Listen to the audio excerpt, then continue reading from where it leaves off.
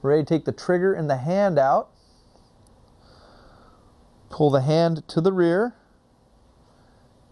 I always captivate it with the index finger of my left hand. Then taking my right hand, thumb and index finger,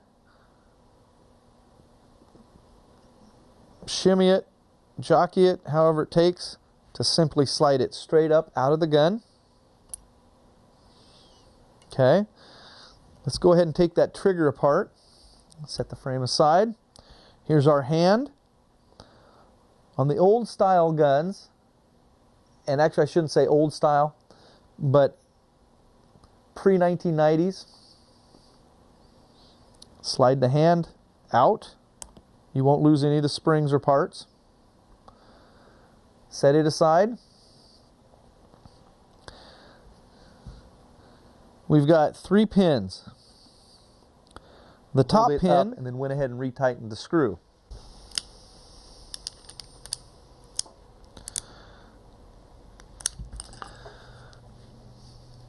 Okay, our hammer goes in and actually overcocks. The trigger is allowed to be pulled to the rear before it hits the trigger stop. The hammer needs to overcock on single action so you have clearance in case you get a little dirt or something in there. Now our hammer's in the gun. Let me show you how that hammer goes in one more time. Start it here with the trigger pulled. The nose of our hammer right here. Slides into place.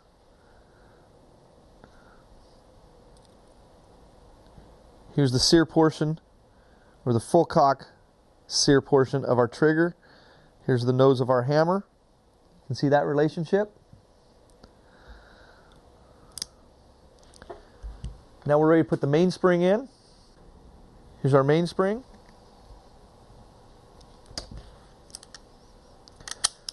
Easy to open and close. Before we put the grips on, I'm going to go ahead and check it.